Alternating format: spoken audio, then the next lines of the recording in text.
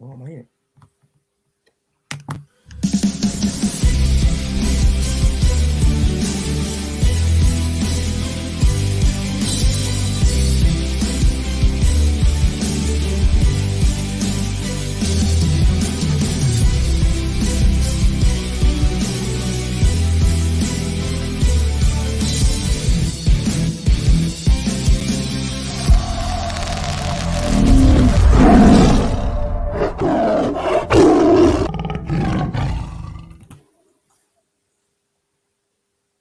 Good evening, everyone. Thanks for joining the To Hell and Back podcast, sponsored by 6 Yards Out and Old Zoological. I'm your host, Nathaniel Whitto, and I've got three guests with me today. We've got returning AD, usual Tom, and we've got Chris Dyer, who's going to be part of our new sort of content team. We're introducing a very new, exciting website, and Chris and I think you, Tom, and maybe I'll have my Longman blog post I'll do every week. Chris, it's really exciting for you to join us. I would normally ask if you know anything about what you're going to be doing with the website, but even I don't know. So I'm not going to ask you that difficult question. Another thing we've got to mention is that we're currently doing a giveaway for a lovely Dean Windass print, sort of a thing you can put on your wall. And all you've got to do is to follow To Hollenbach on Twitter and to follow False 9 Prints, and then maybe retweet the post. But you can find all the details for that giveaway on Twitter. So if you're interested in a Dean Windass sort of painting-esque thing, but not a painting because it's a print, you can go on Twitter and you can enter that competition.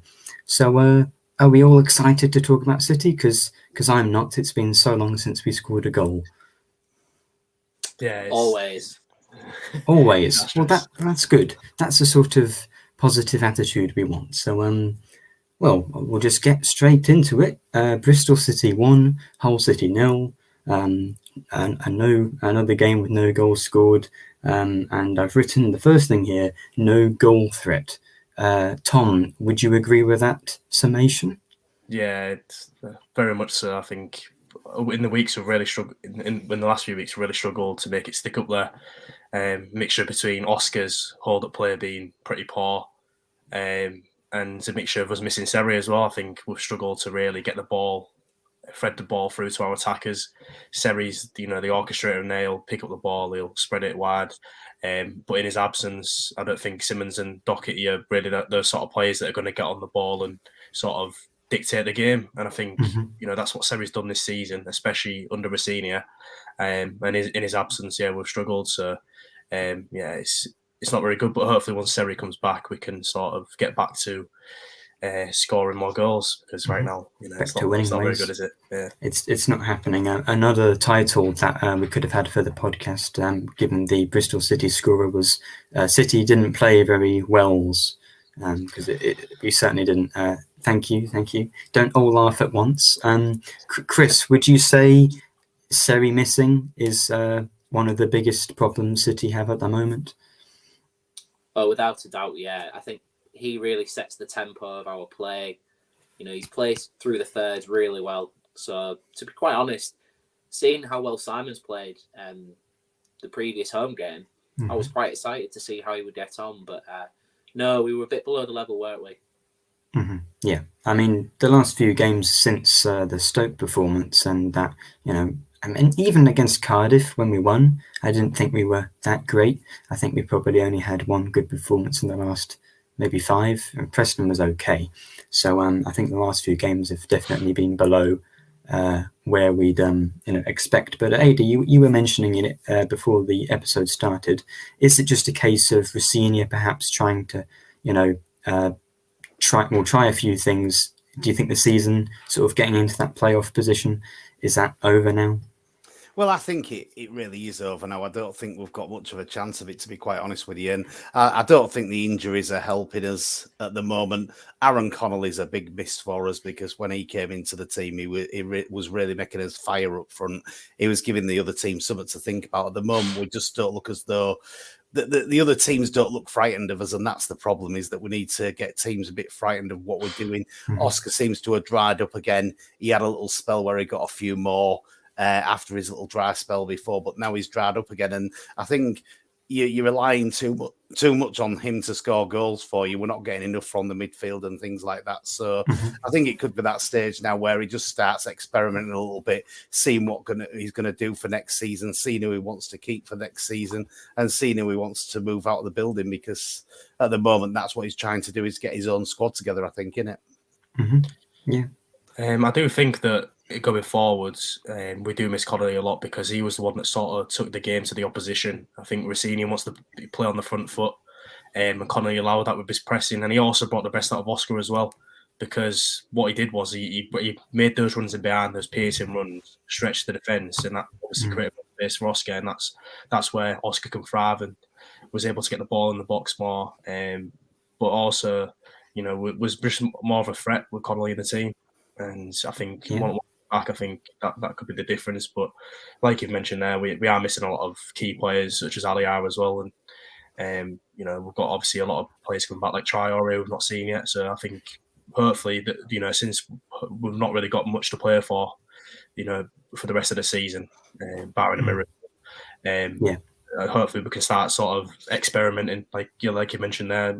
Hopefully see the likes of Traore come in and maybe experiment a few different formations and just sort of try and finish as high as possible. Chris, do you think it's perhaps a case, and I'm not trying to say that Rossini is not as good a manager as the opening of his tenure suggested, but is it just a case of a new manager comes in, they get that boost, and then you have that inevitable drop-off? And I guess the main thing Rossini's got to do is make sure that our players aren't on the beach with nothing to play for, going up or down. Do you back him to get more results out of the team?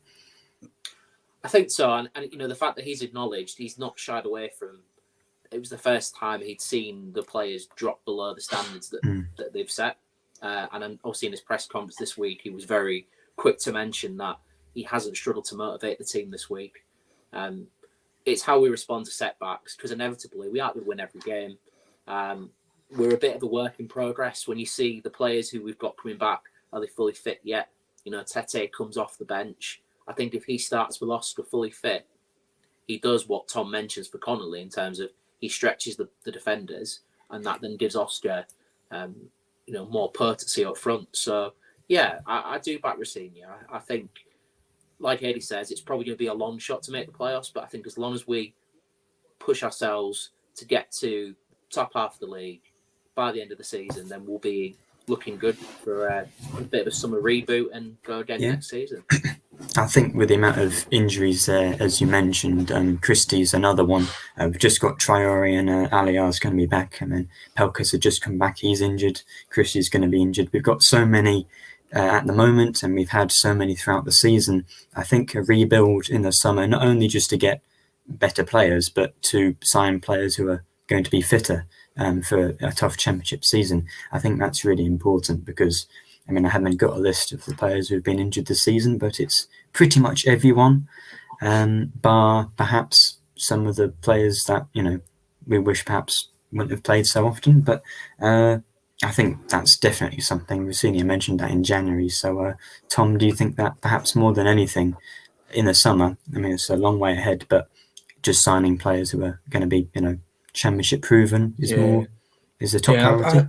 I think we did sound like, I was impressed with obviously quite a few of our signings in terms of the experience they've had.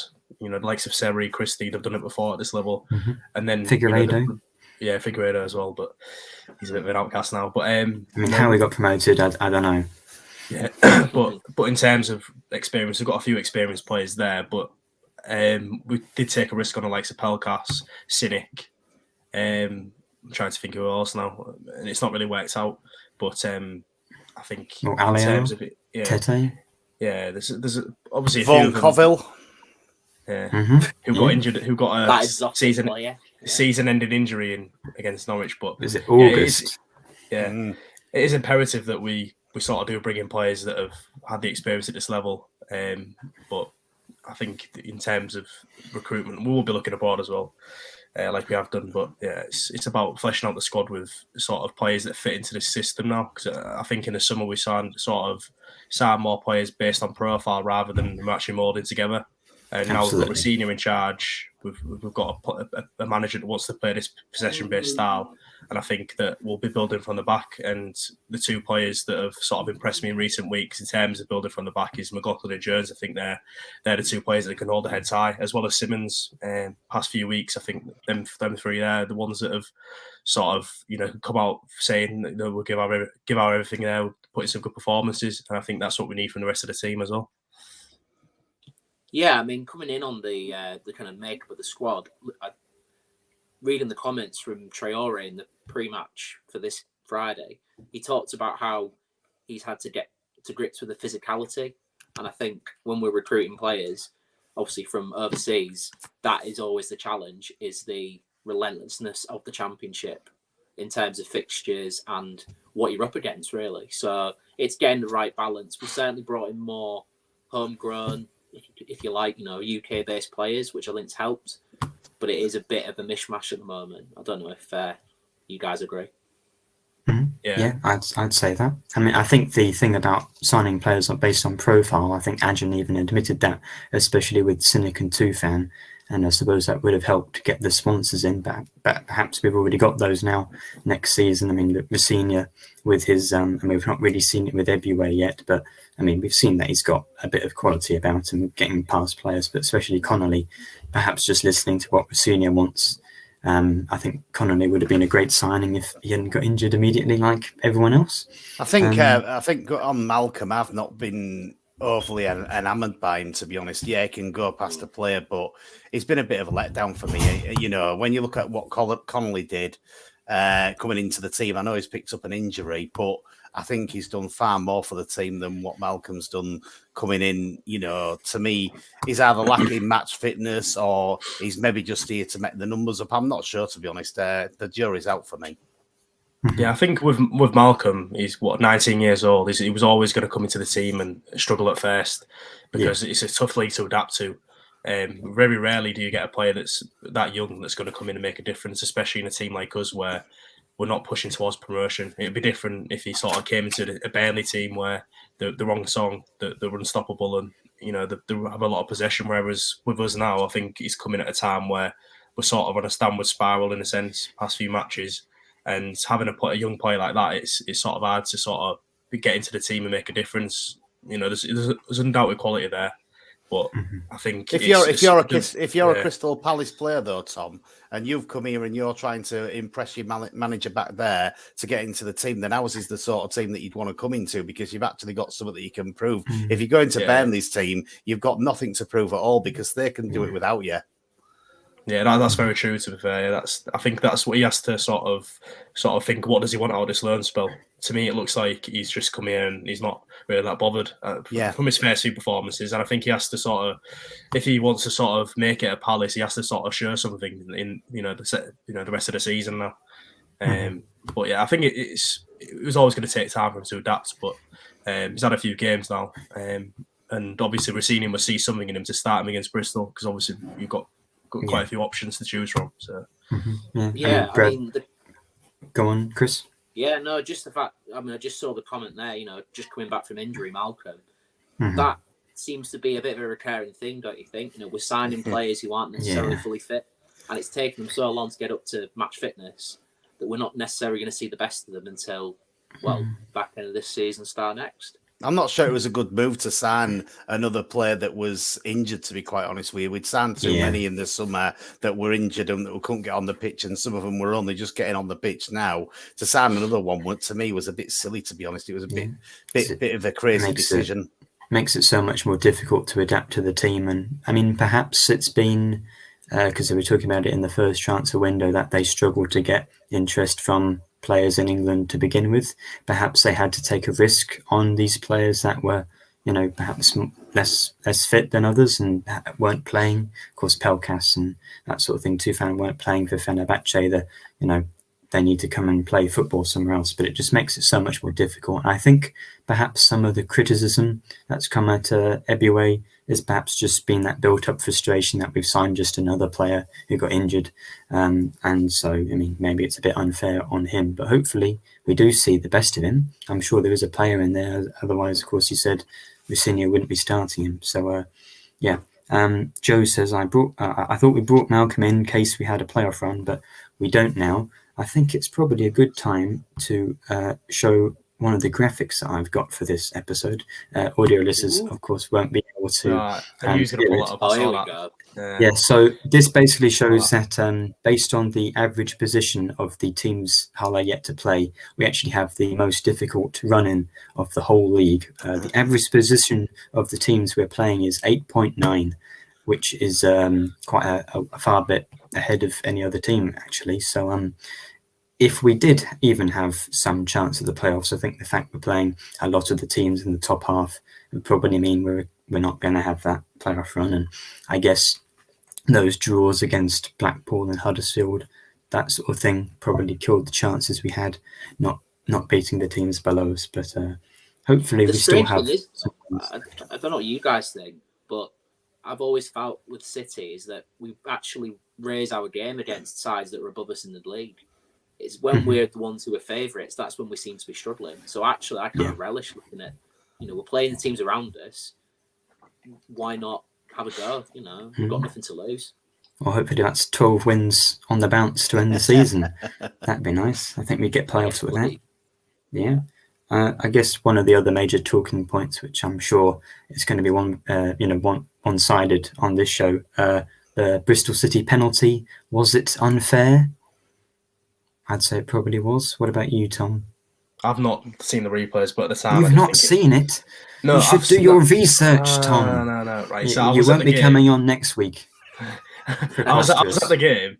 I was at the game and obviously saw it and then just didn't bother to watch it back. But it did look harsh. From real time, it looked harsh. But it's the sort of decisions that can go against you at any level. So it's frustrating. But I think perhaps Bristol probably deserved it on the balance of play. To be fair, anyway. So well, we was certainly sad, didn't. weren't they? Yeah. Chris, were you enraged by it looking at any replays, or did you not look at any either? No. Of course, I always do. I always do my research. Always. Good. No, I'm only joking. And the looking at the angles, I mean, if the boot was on the other foot, we'd be raging if we didn't get that. That's the way I see it. It's one of those, and like Rossini said, we didn't deserve the look because we played so poorly. So to be fair, and Bristol City hadn't gone like over a year without getting a penalty? Then they got one in the game 4 hours, and then 2 games in a row. Another one. And It's like to be buses. fair, watching against Man City, they made a good account of themselves as well. I think they won 8 matches unbeaten now or something like that. So it was always going to be a tough match, and people coming away thinking, we shouldn't be losing to Bristol City. It's ridiculous that they're on good form, and it's a tough place to go. I don't think we've won there for however many years now. So he's a good manager as well as Nigel Pearson. I was gutted when he left City, to be quite honest with you, because I thought he'd done such a good job bringing some good players into City that were kept for quite a while. So he is a good manager, and you've got to sort of respect that a little bit, haven't you? Yeah, And I mean, they even showed the video of him on the highlights program dancing at one point. Wow. Which I don't know if I've seen Nigel Pearson dance when he was in charge of City. So he's always quite a stern figure. Yeah. And then I guess 2 other things. Even though it's it was almost March at that point, we had 2 Hull City debuts to talk about. Carl Darlow missed out the opportunity to play in the League Cup final for Newcastle, and perhaps they would have won if he'd played. I don't know, but I don't really think him or Adama Traore, who came back after a year out, really did anything of note. So it's not even worth bringing up. But I guess it's exciting that Traore played. Did any of you see anything of note that made you excited about these 2 debutants? No? Don't all speak at once.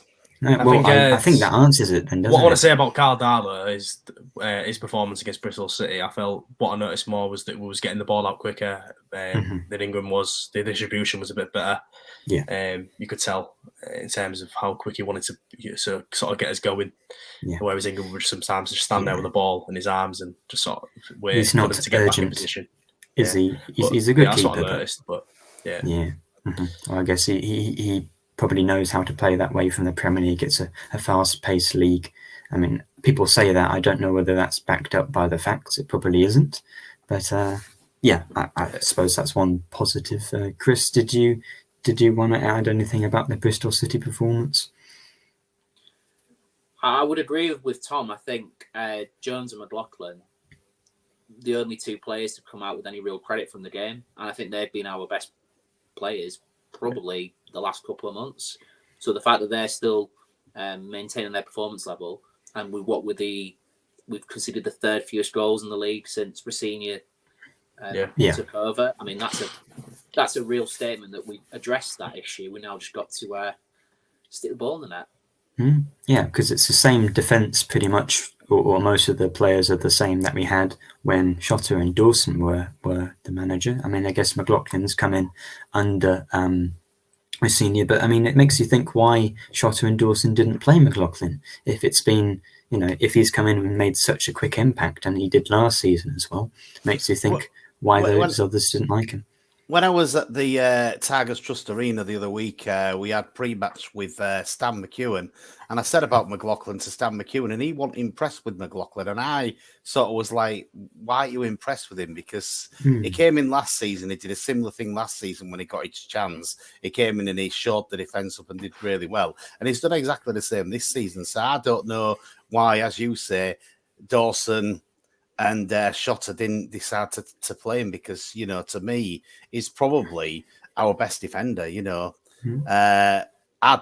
mean, you may disagree with me, and people on this podcast may disagree with me, but I think he's better than Greaves in that position, to be quite honest. Yeah. Well, I mean, there was a point where Greaves wasn't getting in the team because McLaughlin was at centre-back and Elder was playing well, and I know there's been links to, is it Nottingham Forest and Villa, maybe? 7 million.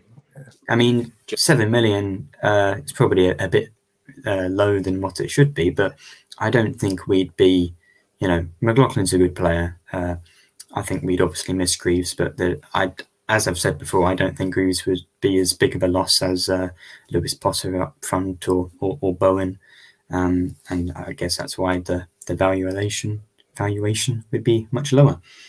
So another week, another bit of injury crisis to talk about.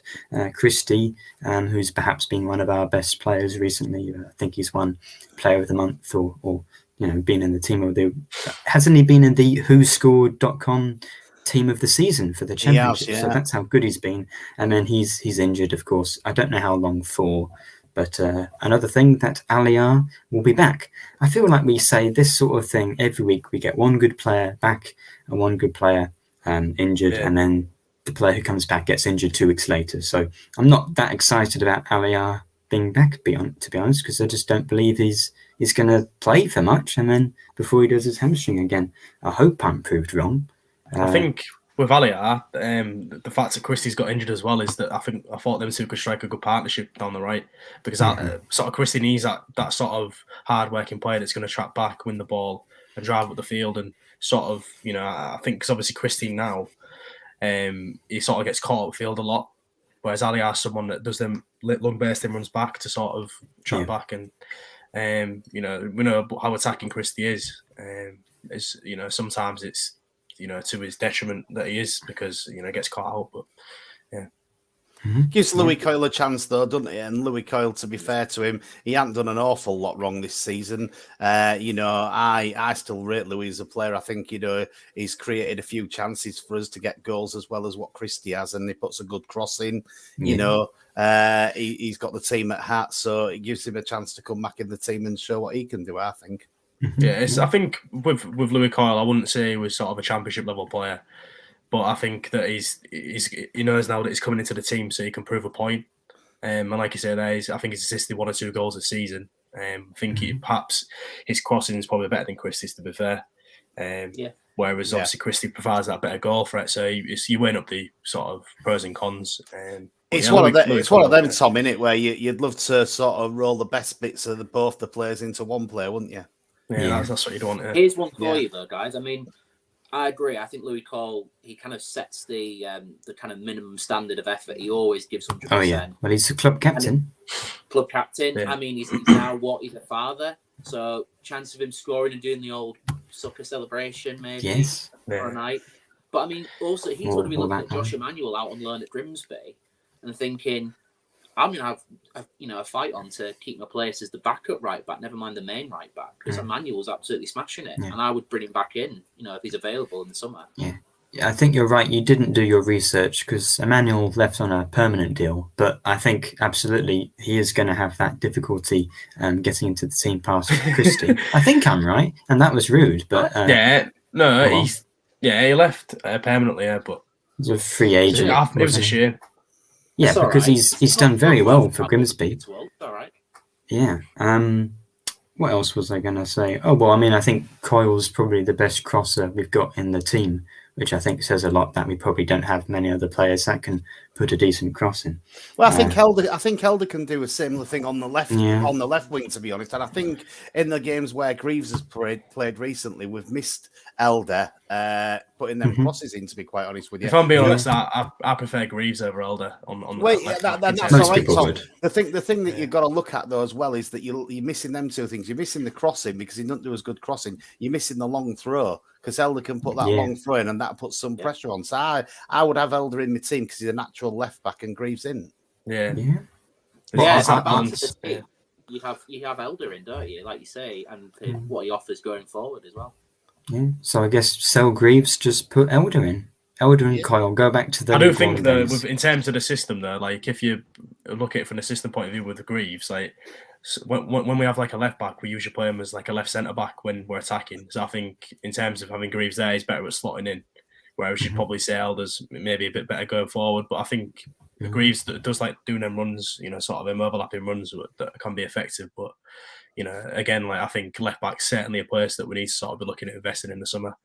I think we sometimes get caught out there, Tom, don't we, with either of them? If either of them come inside, then we get caught out and there's nobody to defend when somebody's attacking. Then I think we get caught out a lot when they do that. So I'm not a fan of that overlapping situation because I think it just leaves us wide open at the left back position. Yeah, I mean, I don't know what you guys think about the possibility of going 5 at the back, just to fill in. What Longman back at wing back? I'd be happy with that. Well, Aliar's played at wing back as well, hasn't he? And he's coming back, so that could work. I don't think that's a bad call, to be honest, Chris. Because I mean, we've said we think McLaughlin's our best defender. If Greaves bombs on, drop in, covers, and equally Jones is happy to play pretty much anywhere by sounds of it. So Jones, we've got the sort of players that can play the system. I think with Christie as well, you've got a wing back that likes to go forward. And if you play 3 centre backs, you've got more cover. You've got Jones as a right centre back, Greaves on the left, and then McLaughlin in the middle. Then you could have just put Aliar on left wing back or Longman, sort of having someone more attacking that side.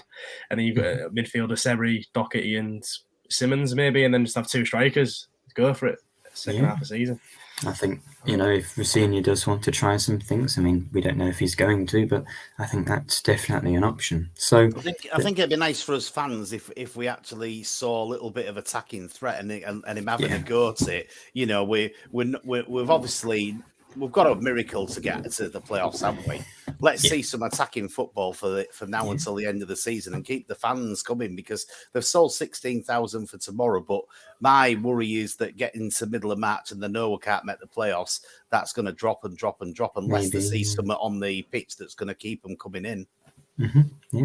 Well, I mean, I think it's I don't think we've got many home games after this. There's a great offer on for the Rotherham match. I think it's £5 for people my age. So I think that would be another big fortune for people my age. yes, indeed. Although I was about to say I'm 20, I'm not. I got older the other day. So I mean, I'm still calling myself a teenager. That would be over a year out now. But the next game, as we've mentioned, it's going to be West Brom. We haven't even scored against them since 2019. So, and with our goal scoring woes at the moment, I'm not really sure we're going to break that duck. We've got a relatively okay record against them. One of the last times we beat them, our own manager scored against them, a bullet header against West Brom after Jelavic missed that penalty. The main returning player that we all know, Livermore, he's going to be ill, so he won't be playing. Corbrand's done relatively okay with West Brom since he's become a manager there, but they're just a few points above us. They're 11th on 48 points. So I think it could be another fairly even game. Chris, how do you see this one going? Yeah, I mean that they've picked up from when Paul Brown's come in. Yeah. I think financially they're in a bit of trouble, so they really need to step it up and at the very least make the playoffs. Well, they're not going to make the top 2, are they? But their attacking threats are, ample really. But by the looks of it, they're going to have a few of their sort of forward line out, the likes of Sante and Callum Grant, which Dean Garner as well, perhaps. Yeah, Dean Garner. So they do have strength in depth. So I can see it being a close game. I mean, Livermore always seemed to score against us when he came back with West Brom. So the fact he's out, I'm pleased about that. Yeah, I remember a great goal is scored against us. We should be doing that for City instead. But Tom, what about you?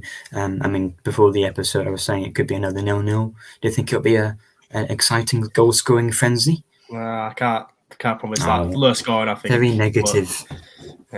But I think West Brom are sort of a team that like to keep possession, and we are as well. So it'd be interesting to see who gets the best of that battle. But I do think that if West Brom want to keep possession, we have the players on the counter attack. This is where we could sort of see them sort of coming to their own. The likes of Eboué, I can't even say his name. Eboué, that's it. Call him Malcolm. Yeah, Malcolm. Yeah. Well, even I've learned how to say his name. I'm very proud of being able to pronounce it correctly. I've even done it, correctly every time today. Yeah, but on the counter attack is where we could probably see him at his best, because obviously against Bristol, we gave him the ball and straight away he was swarmed with like 2 players and he was struggling to sort of get into it. Whereas I think at Crystal Palace, their sort of play style is sort of play on the counter attack. So I think if West Brom want to keep possession, I'm happy for us to sit back and sort of hit them on the counter with the sort of pace we've got now. Yeah. What about you, AD? Well, listen, it's an 8:00 kickoff. It's live on Sky. Yeah. We're going to get well hammered, aren't we? And that's all I can say about it, really. Yeah. And what about the football? We can't talk about the drinks Nathaniel said before we came on air. He's gone again. I keep freezing a lot today. Yeah, apologies for that. But I'm Put sure the you heating made on, a Nathaniel. very good point. Yeah, he's always freezing. He's wearing 4 layers. I do have about 4 layers, yeah. Well, I mean, to get things back on track, shall we do the most exciting part of the podcast every week? It's the combined lineup. We're all dying for it, Nathaniel. Dying for it. It's the combined lineup. So this is probably the latest I've made one. And again, I'm still annoyed that this lineupmaker.com doesn't have Chosen 11, doesn't have all the colours in the rainbow. So the blue here on the shorts of the combined players isn't the right shade. However, for audio listeners, I will read it out. So we've got Carl Darlow in goal, Jacob Greaves, McLaughlin, Alfie Jones, Furlong. Defenders. Because our defence is, mind you, I was going to mention this earlier. West Brom and Burnley are the only 2 teams with a better defence since we've played. But if I didn't put any Hull players in, we'd have very few in the lineup at all.